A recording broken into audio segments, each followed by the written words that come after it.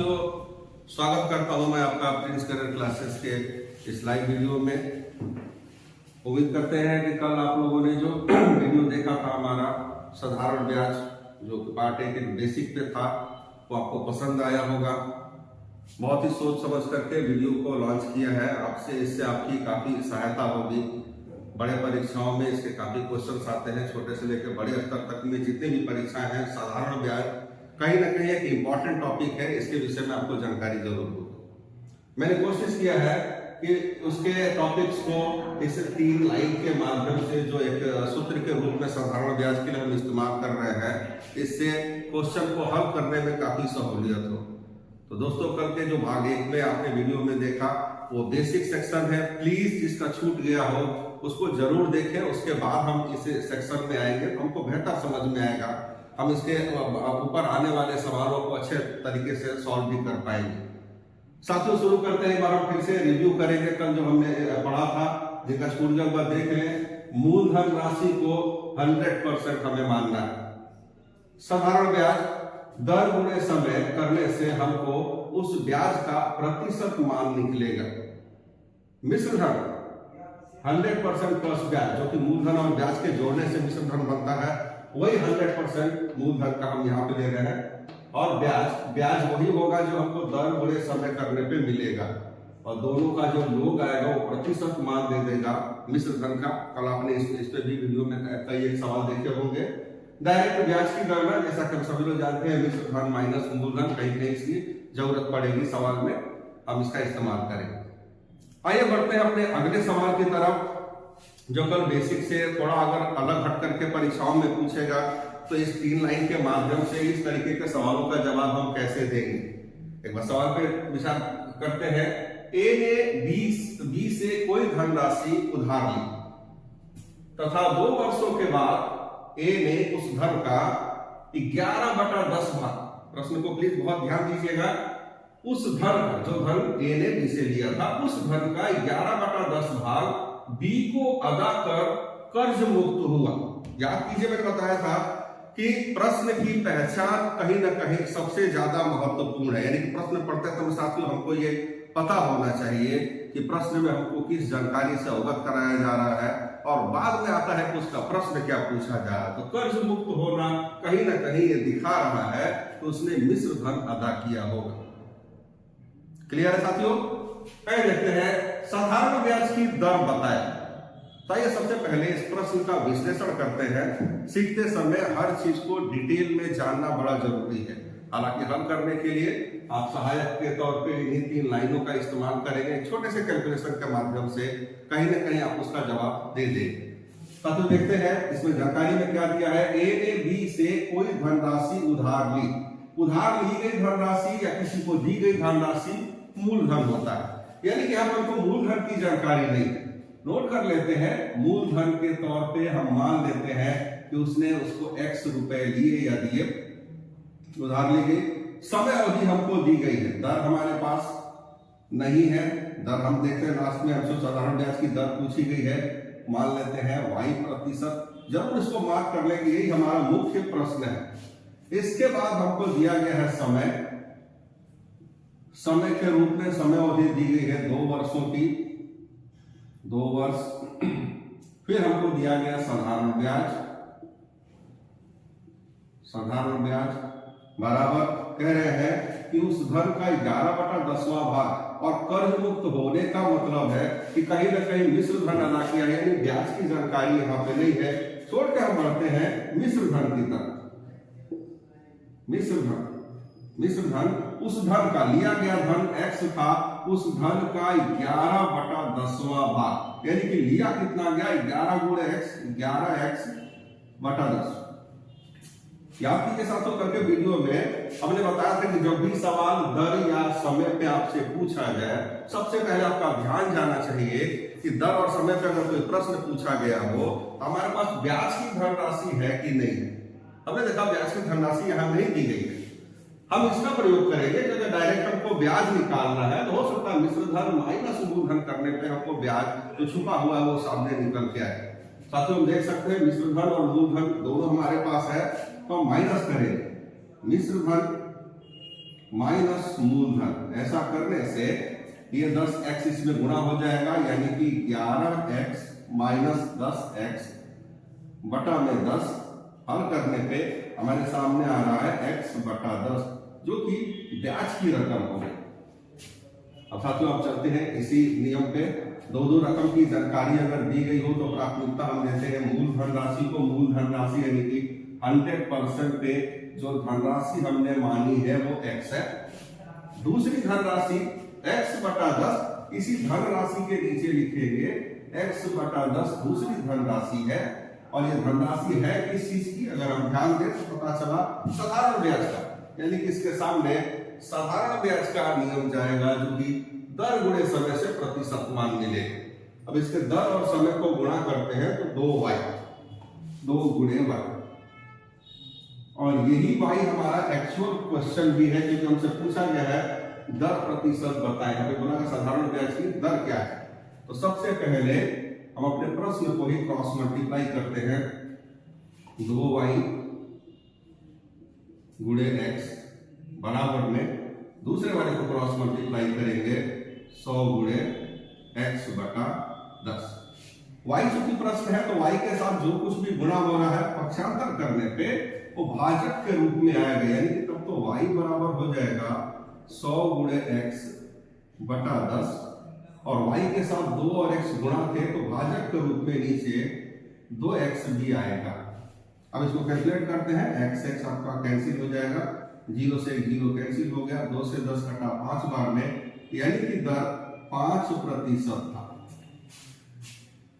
साथियों ध्यान से देख ले, कहीं ना कहीं जानकारी जो प्रश्न में है वो बहुत ज्यादा निर्णायक होता है, क्योंकि जब तक हम जानकारी में क्या क्या चीज हमको दिया गया है, किस चीज से अवगत कराया गया है, अगर इसके विषय में हमको जानकारी न हो तो चाहे वो कितना भी नियम आता हो हम उसको उस नियम पे रख नहीं पाएंगे। तो हमारे पास कैसे देखते हैं, ए ने बी को एक धनराशि उधार ली गई रकम यानी कि मूलधन राशि x, दर हमारा प्रश्न है, समय हमको 2 वर्ष की अवधि यहाँ पे बताई गई है, और बोल रहे हैं कि ए ने उस धन का 11/10वां भाग बी को अदा किया। किस चीज के लिए, साधारण ब्याज का नहीं, बोले अदा करके कर्ज मुक्त हुआ। कर्ज मुक्त होने का मतलब है उसने मूलधन के साथ साथ ब्याज भी चुकता कर दिया, यानी कि तब तो मिश्र धन उसका हो जाएगा, उसे ली गई धनराशि यानी कि x का 11/10। इस प्रकार से मिश्र धन आए 11x बटा 10। अब अगर सवाल दर या समय पे पूछा गया हो, दोनों में से किसी पे, हमारे पास ब्याज का होना बड़ा जरूरी है, ब्याज के बिना हम उत्तर नहीं दे सकते हैं किसी भी नियम पे। तो सबसे पहले ब्याज की गणना हम करते हैं। यहां से ब्याज बराबर मिश्र धन माइनस मूलधन, मिश्र धन 11x बटा 10 माइनस मूलधन x, ऐसा करने पर हमको x बटा 10 ब्याज की धनराशि मिलती है। अब 100% यानी कि मूल धनराशि जो मानी गई है वो x है। दूसरी धनराशि इसी धनराशि के नीचे लिखी जाएगी, जैसा मैंने कल बताया था, प्रतिशत मान के नीचे प्रतिशत, रकम के नीचे रकम होना चाहिए, बस इसका ध्यान देना है आपको इस नियम में। तो x बटा 10, और अब देखेंगे x बटा 10 किस चीज की वैल्यू है, साधारण ब्याज, यानी इसके समक्ष जो लिखेंगे वो साधारण ब्याज का नियम होगा। और साधारण ब्याज का नियम क्या है, दर गुणे समय, दर और समय को गुणा करने पे 2y, और यही y हमारा एक्चुअल प्रश्न है। तो सबसे पहले इसी को क्रॉस मल्टीप्लाई 2y गुणे x बराबर में दूसरे वाले को क्रॉस मल्टीप्लाई 100 गुणे x बटा 10, y का मान y के साथ जो कुछ भी गुणा है बटा में हो जाएगा, कैंसिल करने पे 5 आ रहा। तो साथियों उम्मीद करते हैं कि इस तरीके के क्वेश्चंस को इस छोटे से सॉल्यूशन के आधार पे आप देख रहे हैं। 3 लाइनों के माध्यम से हम किस तरीके की इस पे पूछे गए किसी भी सवाल को हल करने का प्रयास कर रहे हैं। यहाँ पे सॉल्यूशन कहीं से भी टफ नहीं है, थोड़ा बहुत हमको ध्यान जिस चीज पे देना है वो है इस सवाल की लैंग्वेज, जो भाषा है, प्रश्नकर्ता ने किस रूप में किसको सामने क्या क्या डाला है, उस पर हमारा कमांड होना बहुत ही अच्छा है। किसी भी सवाल को सिरे से लिखने का प्रयास जरूर करें। सीखते समय लिखने से हम बहुत कुछ चीजें, उसकी बारीकी, उसके छुपे हुए वक्तव्यों को पहचान पाते हैं, फिर अपने सवाल का उत्तर हम बखूबी दे सकते हैं। उम्मीद करते हैं साथियों कि क्वेश्चन आपको इजीली समझ में आया होगा। देख लें इसको ध्यानपूर्वक, कहीं से कोई डाउट वाली चीज होगी हमारे ऐप पे जरूर सेंड कीजिएगा। आइए बढ़ते हैं अगले सवाल की तरफ, देखते हैं बाकी के भी सवाल जो बड़े बड़े परीक्षाओं में पूछे जाते हैं वो किस प्रकार से हल होगा। साथियों देख सकते हैं अगला सवाल भी बहुत कुछ पिछले सवाल की तरह ही मिलते जुलते हैं, आपके अभ्यास के लिए है। कोई धन 3 वर्ष में साधारण ब्याज मूलधन का 3/5 गुना हो गया, तो साधारण ब्याज की वार्षिक दर क्या होगी। ये कहीं से बहुत से परीक्षाओं में, रेलवे में, एसएससी में, यूपीपी में और छोटे परीक्षाओं में काफी हद तक इस तरीके का क्वेश्चन आपने बार बार देखा होगा, बार बार ये सवाल पूछा जाता है और इसको हल करने के बहुत सारे रूल्स वीडियोस आपको देखने को मिलेंगे। लेकिन मैंने आपके सामने जो 3 लाइन डिस्प्ले की है इस पूरे चैप्टर को समाप्त करने के लिए, आइए देखते हैं इस सवाल को उस पर कैसे रखेंगे। जैसा कि साथियों हम पहले भी बता चुके हैं, किसी सवाल की समझ ही उसका सॉल्यूशन होता है। अगर सवाल में कोई बात हमको न समझ में आ रही हो तो स्वाभाविक है हम उस सवाल को कभी भी सॉल्व नहीं कर पाएंगे। आइए सबसे पहले देखते हैं इसका रूपरेखा क्या है। कोई धन यानी कि मूल धन राशि, कोई धन का मतलब है मूल धन राशि जो हमारे पास मौजूद नहीं है, हम कुछ न कुछ मान लेते हैं x रुपए, और ही जो समय हमारे समक्ष रखी गई है वो समय है 3 वर्ष का, 3 वर्ष। और बोल रहे हैं साधारण दर के विषय में हमको, क्योंकि दर हमारा प्रश्न है तो दर को यहाँ पे इंडिकेट कर लेते हैं कि दर हमारा नहीं मालूम है, माना कि y% या R%, आपकी मर्जी, आप चाहे जो भी रख सकते हैं। केवल अपने समझ के लिए हमको सवाल में क्या क्या मिल रहा है, और दर ही हमारा मुख्य सवाल है क्योंकि दर हमसे पूछा गया कि वार्षिक दर होगी। उसके अलावा हमको साधारण ब्याज के विषय में एक छोटी सी जानकारी दी गई है कि जो साधारण ब्याज है वो मूलधन का 3/5 है, मूलधन यानी कि x, और उस रकम का 3/5वां भाग है, तो ये हुआ कितना 3x/5, मूलधन का 3/5 भाग।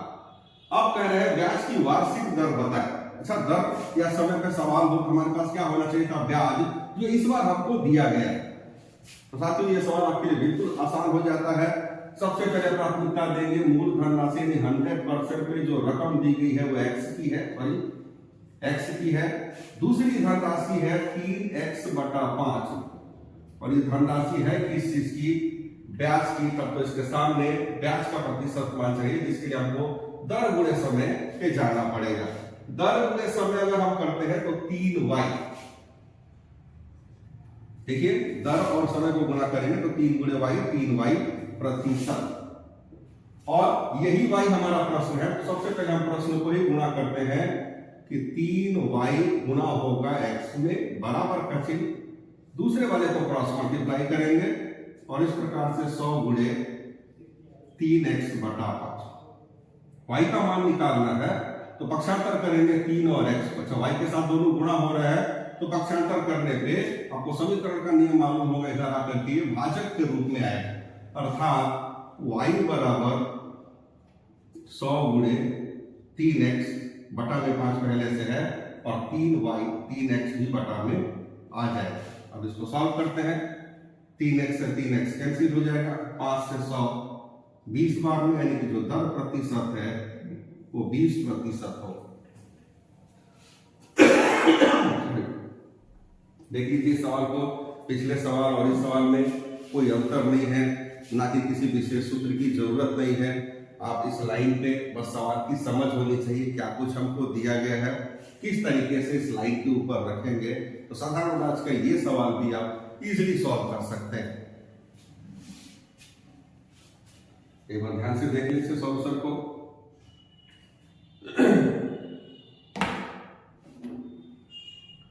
आइए साथियों बढ़ते हैं, इसके अलावा अन्य भी सवालों के ऊपर देखते हैं।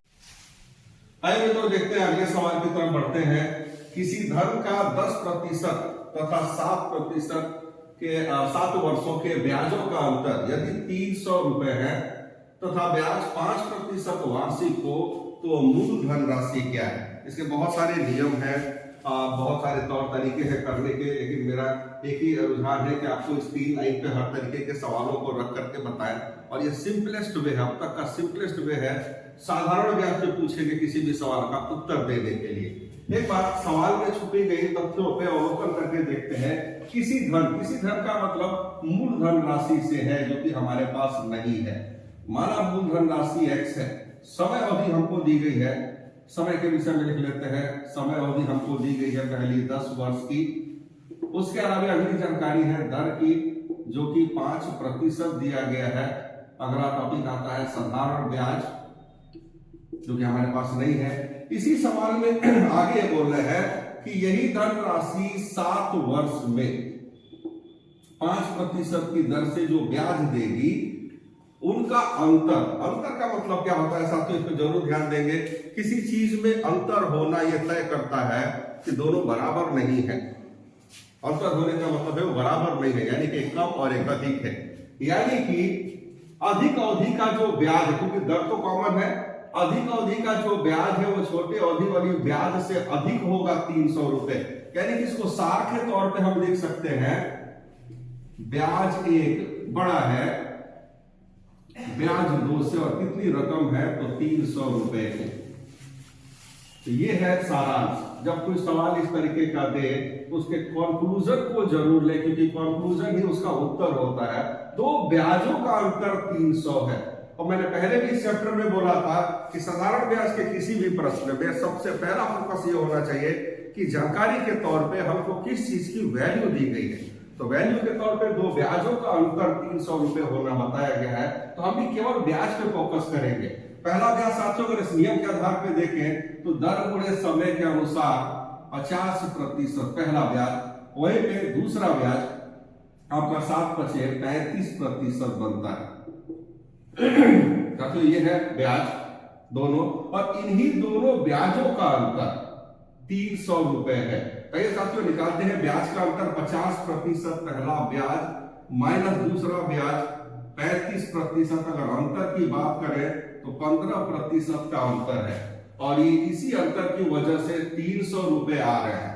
लिख सकते हैं कि 15% जो ब्याजों का अंतर है वो रुपए में अगर 300 है, तो इनका सवाल मूल धनराशि जो कि हमेशा 100% होता है, उसकी रकम क्या होगी। और साथियों फिर वही चीज कैलकुलेशन के तौर पे गुणा करेंगे, 15 × x बराबर में दूसरे को क्रॉस मल्टीप्लाई करेंगे, 300 × 100।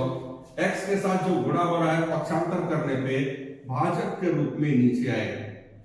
इसलिए भाग लगा सकते हैं, 15 × 30, एक जीरो बचा, यहाँ पे 2 1 कम 2, तो संख्या में संख्या गुणा करें। जीरो का कोई पहाड़ा नहीं होता है, जितनी बार है उतनी बार दोहराया जाएगा। यानी कि मूल धनराशि 2000 रुपए की होगी।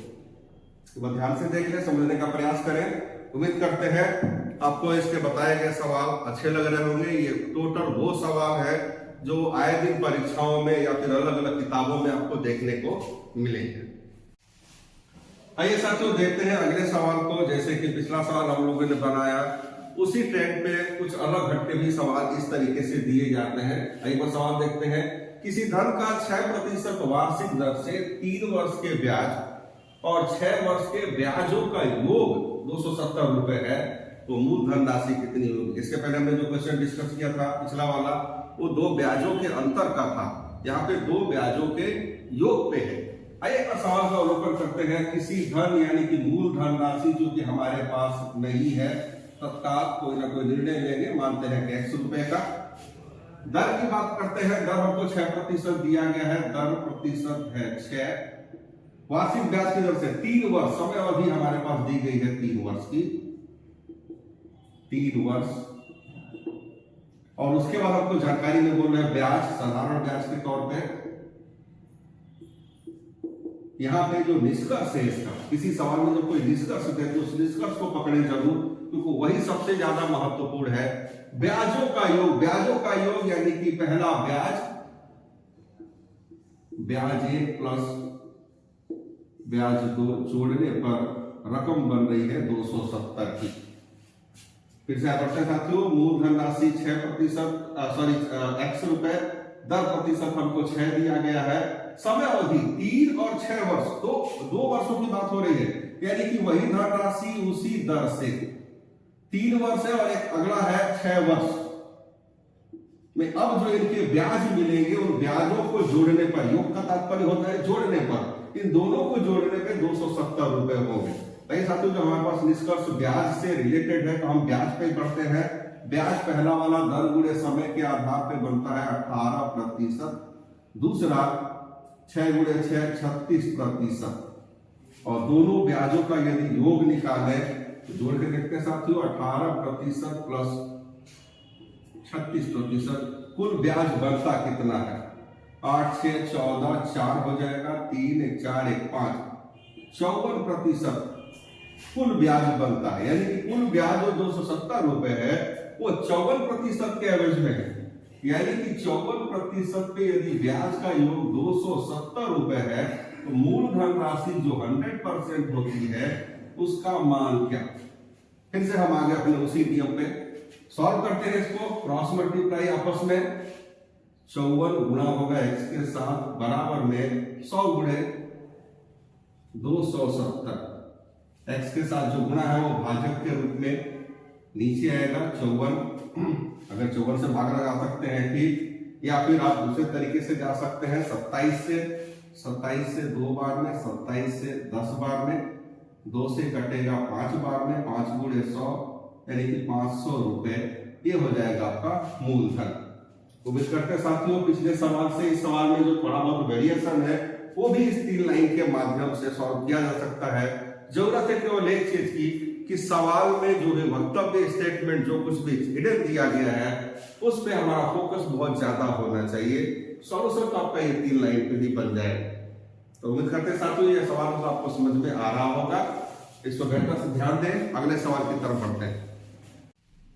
आइए साथियों बढ़ते हैं अगले प्रश्न की तरफ। देखते हैं कि क्या इस तरीके के क्वेश्चन हम इस पे बना पाएंगे कि नहीं। ये काफी चर्चित सवाल है। छोटे स्तर से लेके सभी बड़े परीक्षाओं में इस तरीके का सवाल पूछा जा चुका है।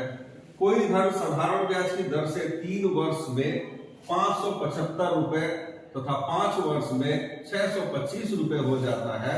तो 2 प्रकार के क्वेश्चन यहाँ से बनते हैं। या तो आपसे मूलधन राशि पूछी जाती है या फिर उसका दर पूछा जाता है। साथियों दोनों सवाल को मैंने एक ही में डाला है, एक ही साथ हल करेंगे। आइए देखते हैं। सबसे पहले चलते हैं इसकी जानकारी पे। हमको दिया है कोई धन राशि साधारण ब्याज की दर से 3 वर्ष की अवधि का, 3 वर्ष और 5 वर्ष, तो 5 वर्ष की अवधि में जो धनराशि हमको दी गई है 625 रुपए। ध्यान दीजिएगा साथियों, हो जाता है। मैंने बोला था पहचान के तौर पे किसी धनराशि के साथ हो जाता है, हो जाएगा, बन जाता है, बन जाएगा, ये कहीं ना कहीं पहचान है उस धनराशि के मिश्र धन होने की। यानी कि हमको 5 वर्ष की अवधि का मिश्र धन 625 रुपए, जबकि 3 वर्ष की अवधि का जो मिश्र धन है वो हमको 575 रुपए दिए गए हैं। साथियों ध्यान रहे, पूरे सवाल के सारांश पे चलते हैं।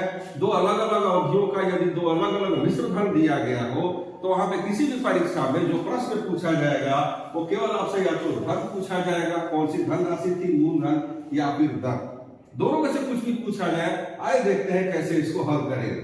सबसे पहले दिए गए समयों का अंतर निकाला जाएगा। 5 और 3 का अंतर, 2 वर्ष का अंतर और फिर उनके मिश्र धनों का अंतर निकालेंगे जो कि 50 रुपए है। 2 वर्ष का अंतर, जो भी अंतर आएगा उसको 1 वर्ष में तब्दील करेंगे। अगर 2 वर्ष का अंतर 50 है तो 1 वर्ष का अंतर क्या होगा, वो बनेगा 25 रुपए। ना समझ में आया तो अब जो समय आया है उससे उस अंतर को भाग लगाएंगे तो 1 वर्ष के अंतर में तब्दील हो जाएगा। ध्यान दीजिएगा साथियों, यहाँ पे 1 वर्ष का अंतर 2 अलग अलग मिश्र धनों का हमेशा 1 वर्ष के ब्याज के बराबर होता है। यानी कि 1 वर्ष का जो अंतर 2 मिश्र धनों का होगा वो हमेशा 1 वर्ष के ब्याज के बराबर होगा। अर्थात अगर 1 वर्ष का ब्याज 25 रुपए है तो कल्पना कीजिए 5 वर्ष का ब्याज कितना होगा, या फिर अपने सहूलियत के अनुसार 3 वर्ष का ब्याज। आइए दोनों पे देखते हैं। अगर 1 वर्ष का ब्याज 25 तो 5 वर्ष का ब्याज कितना, गुणा करके देखेंगे। 25 गुणे 5 125।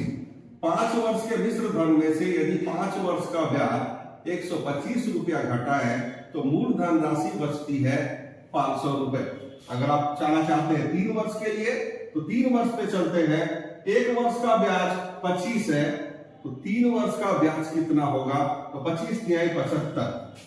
तो 3 वर्ष के मिश्र धन में से 3 वर्ष का ब्याज अगर हम घटाते हैं तो वही मूल धनराशि हमको यहाँ पे भी प्राप्त होती है। अर्थात इस सवाल को हल करने के लिए दोनों में से किसी भी एक समय को आप अपने आधार के रूप में चुन सकते हैं, उससे उत्तर पे कोई प्रभाव नहीं पड़ेगा।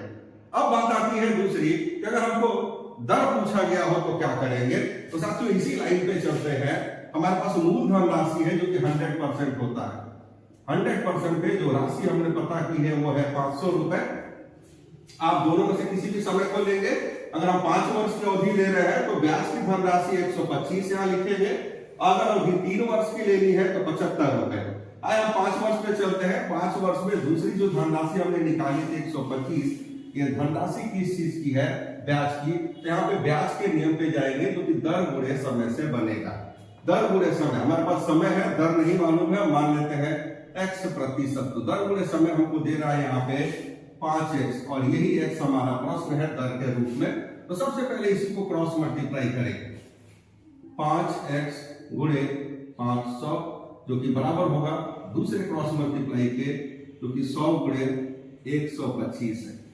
x के साथ जो कुछ भी गुणा है 75 करने पे भाजक के रूप में नीचे आएगा, यानी कि 5 गुणे 500। ये है आपका सॉल्यूशन। हल करते हैं इसको, 2 जीरो से 2 जीरो कैंसिल, 5 पच्चे 25, 25 पच्चे 125, यानी कि दर आएगा 5%। तो इस तरीके के सवालों को बहुत ही इजी वे में आप चाहे तो बना सकते हैं। साथियों फिर से ध्यान देंगे एक बार, दो अलग अलग समय अवधि के यदि दो अलग अलग मिश्र धन आपको दिया गया है, वो किसी भी परीक्षा में आपसे सवाल के रूप में या तो मूल धन राशि या फिर आपसे दर पूछा जाएगा। आइए अवलोकन करते हैं कि प्रोसेस क्या होगा। दोनों में से कुछ भी पूछा गया हो तो सबसे पहले दिए गए समय का अंतर और दिए गए मिश्र धनों का अंतर निकालेंगे। जो भी समय का अंतर आएगा उसको 1 वर्ष में तब्दील करेंगे। 1 वर्ष में तब्दीली हमेशा 1 वर्ष के ब्याज के बराबर होगी। 1 वर्ष का ब्याज 25, तो 5 वर्ष का ब्याज 5 गुणे 25 125। 5 वर्ष के मिश्र धन में से अगर 5 वर्ष का ब्याज निकाल दें तो स्वाभाविक है हमारे पास मूल धन राशि बचेगी। फिर हम दर के लिए इस नियम पे जा सकते हैं कि 100% पे जो मूल धन राशि गणना की गई है वो 500 रुपए की है। अगली धनराशि 125 की है जो धनराशि के नीचे लिखी जाएगी, और ये धनराशि है ब्याज की। तो इसके सामने ब्याज का नियम यानी कि दर गुणे समय पे जाएंगे, जिसमें से समय हमारे पास है, दर को हम x या y जो भी मानना चाहते हैं मान ले। दर गुणे समय 5x, क्रॉस मल्टीप्लाई करेंगे और आपका दर आपके सामने हो। उम्मीद करते हैं आपको अच्छे से समझ में आ रहा होगा। अगर हमारे चैनल में पढ़ाए गए जो कुछ सारे नियम है अगर परीक्षा के अनुकूल है और आपको बेहतर लग रहा है तो चैनल को लाइक और सब्सक्राइब करना न भूलें। और ज्यादा अंडरस्टैंडिंग अगर बनाना है तो बहुत जल्दी हमारे लाइव क्लासेस शुरू होने वाली है, उसमें अपनी हिस्सेदारी जरूर साझा करें। आपको इससे भी अच्छे तरीके से डिटेल में सब कुछ बताया जाएगा। आइए साथियों बढ़ते हैं अगले सवाल की तरफ। इस तरीके के क्वेश्चन से आप भली भांति परिचित होंगे। एक धन 10% वार्षिक साधारण ब्याज की दर से कितने वर्षों में अपने आप का 4 गुना हो जाएगी? सबसे पहले इस सवाल में क्या कुछ हमको स्टेटमेंट दिया गया है जानकारी के रूप में, उसको अवलोकन करके एक बार देखते हैं। एक धन यानी कि मूल धन राशि हमारे पास नहीं है। हम सबसे पहले मूल धन राशि को कुछ मान लेते हैं, माना कि x। दर प्रतिशत हमको दिया गया है जो कि 10% है। समय अवधि हमारा प्रश्न है कितने वर्षों में, हमसे पूछा जा रहा है, हम ले लेते हैं y वर्ष, और ये हमारा प्रश्न है, इसको ध्यान देंगे। कितने वर्षों में अपने आप का 4 गुना हो जाएगा? 4 गुना होना, याद कीजिए पहले वीडियो में मैंने बताया था कि x गुना हो जाएगा, हो जाता है, बन जाएगा, बन जाएगा, यानी गुना से संबंधित अगर इस तरीके का कोई भी स्टेटमेंट आता है तो कहीं ना कहीं वो धनराशि आपका मिश्र धन होने का इशारा करती है। यहाँ पे आपको साधारण ब्याज के तौर पर कोई जानकारी नहीं दी गई है, साधारण ब्याज नहीं मालूम है। मिश्र धन के विषय में बताया गया है कि वो जो धन है, जो मूल धन है, वो अपने आप का 4 गुना यानी कि 4x हो जाए, और ये रहा हमारा मिश्र धन। अच्छा, सवाल हमसे पूछा गया दर चाहे समय पे। मैं बार बार बता रहा हूं आपको, ध्यान दीजिएगा, दर या समय पे जब भी प्रश्न पूछा जाए साधारण ब्याज में, आपके पास साधारण ब्याज का जानकारी होना जरूरी है, जो कि हमारे पास नहीं है। हम चलते हैं अपने इस छोटे से स्टेटमेंट के ऊपर। ब्याज अगर डायरेक्ट निकालना हो तो मिश्र धन माइनस मूल धन पे जाना पड़ेगा। मिश्र धन है हमारे पास 4x माइनस मूल धन यानी कि x, और इस प्रकार ब्याज हमको मिला 3x का। अब चलते हैं अपने इसी लाइन के ऊपर। मूल धन के तौर पे यानी 100% के रूप में जो हमने रकम मानी है x, दूसरी रकम इसी रकम के नीचे लिखी जाएगी जो कि 3x है, और ये रकम है किसकी? ब्याज की। ब्याज का नियम बोलता है दर गुणे समय करो, प्रतिशत मान मिलेगा, और यहाँ दर गुणे समय यानी कि 10y। और यही हमारा प्रश्न है। सबसे पहले इसी को हम क्रॉस मल्टीप्लाई करेंगे, 10y गुणे x बराबर में दूसरा क्रॉस मल्टीप्लाई 100 गुणे 3x। y चूंकि हमारा प्रश्न है तो y के साथ जो कुछ भी गुणा हो रहा है पक्षांतर करने पे भाजक के रूप में नीचे आएगा 10 गुणे x।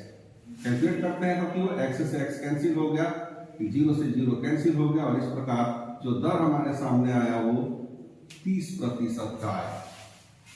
तो साथियों इस सवाल में ऐसा कुछ भी नहीं है, कोई बड़े रूप का सवाल नहीं, कि ज्यादातर बड़े परीक्षाओं में इस तरीके के क्वेश्चन देखे जाते हैं, क्योंकि यहाँ पे स्टेटमेंट को समझ के सवाल को लिखना ज्यादा जरूरी है।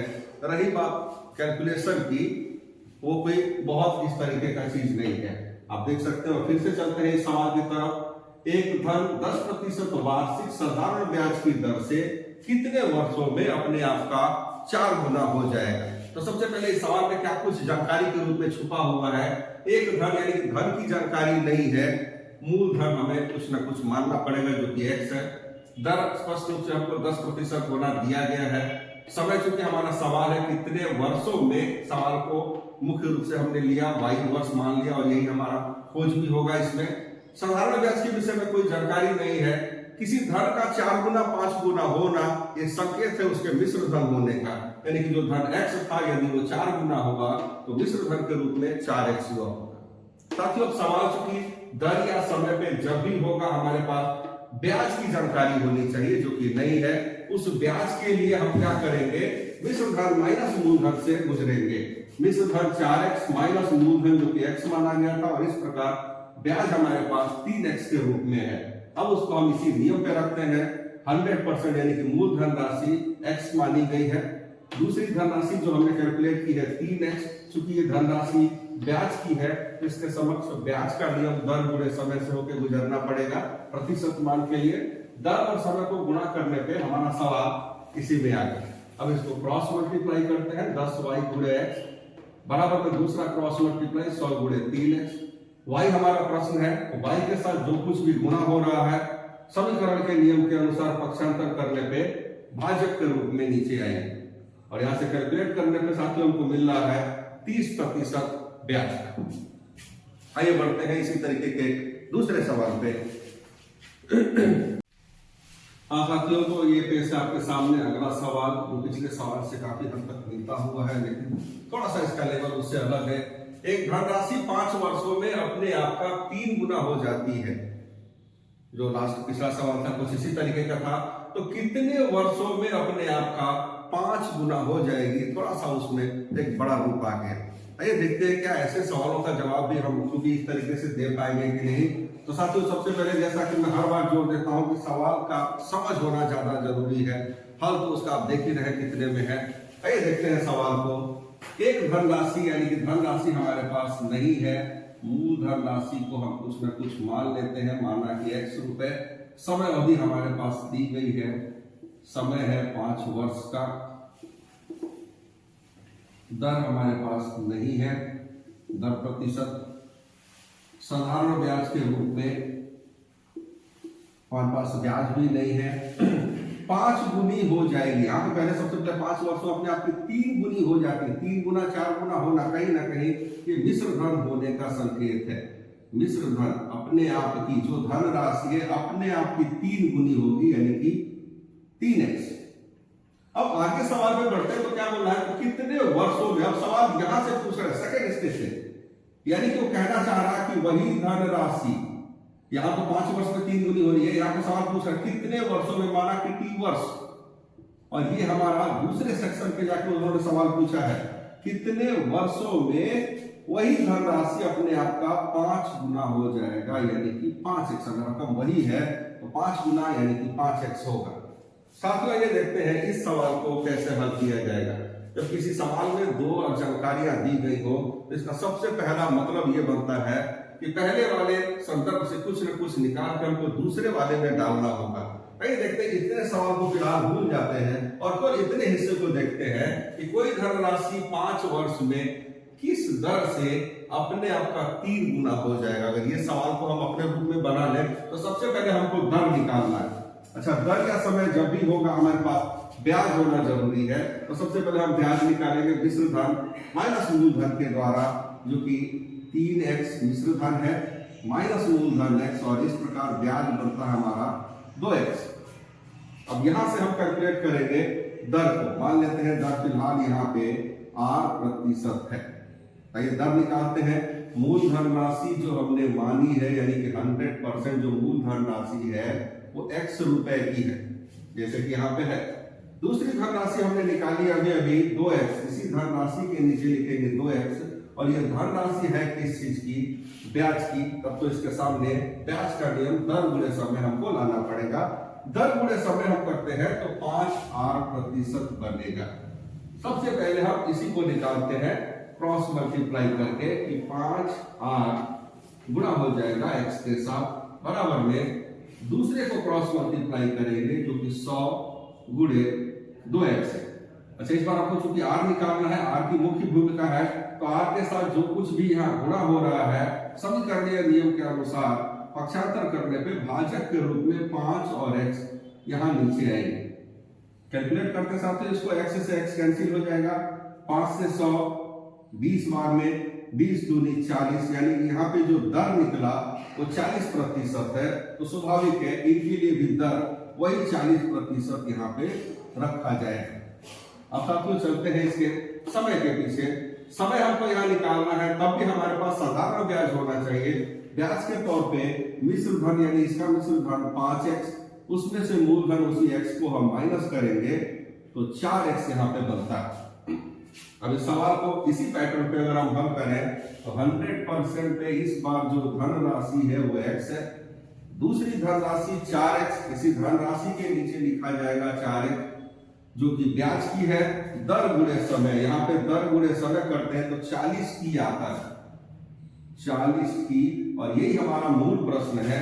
सबसे पहले इसी को क्रॉस मल्टीप्लाई करेंगे 40t गुणे x, जो कि बराबर हो जाएगा दूसरे क्रॉस मल्टीप्लिकेशन के 100 गुणे 4x, 100 गुणे 4x। t की वैल्यू निकालनी है तो t को छोड़ करके 40 और x को पक्षांतर करेंगे तो यहाँ गुणा के अलावा इधर आके भाजक के रूप में आएंगे 40 गुणे x, x से x कैंसिल, 4 से 40 10 बार में, 0 से 0 कैंसिल, और यहाँ पे आया समय अवधि 10 वर्ष का। साथियों ये आपने देखा इस तरीके के क्वेश्चन छोटे लेवल पे थे, तब भी उसको इजीली हमने सॉल्व किया, और थोड़ा सा उसमें उसको बड़ा लेवल किया गया एसएससी वगैरह के एग्जाम के लिए, उसको भी इस पे बना सकते हैं। यहाँ से बहुत से किताबों में बहुत से राइटरों ने जो ट्रिकी कॉन्सेप्ट बनाए हैं गुना वाले सवालों के लिए, इसी को ट्रिकी रूल के तौर पे रखा गया है। यहाँ से अगर देखें तो 100 गुणे गुना -1 बटा में दर या समय, दोनों में से जो दिया गया है वो रखेंगे। यहाँ से देख सकते हैं साथियों, अगर इस पे हम ले हमको 100 गुणे गुना -x, गुना कितना है 3, तो 100 गुणे 3 -1 यानी कि 2x हो जाएगा। 100 गुणे गुना में हमको दिया गया है 3x, -1 अगर हम उसमें करें तो ये हो जाएगा 100 गुणे 2x, बटा में दर दिया है तो दर समय दिया है तो समय हमको यहाँ समय दिया गया है 5, तो 5 को हम रखेंगे, और यहाँ पे अगर हम हल करते हैं तो 5 20 है और 20 दूनी बनेगा साथियों आपका 40, और वही 40 यहाँ पे निकला था। उसी तरीके से इसी चीज को आप इसमें भी रख करके एक लाइन में चाहे तो हल कर सकते हैं। लेकिन साथियों जैसा कि मेरा आपसे वादा था और मैंने दावा भी किया था कि मैं हर सवाल को अपने लिखे गए इसी 3 नियम पे मैं किसी भी सवाल को कन्वर्ट कर दूंगा।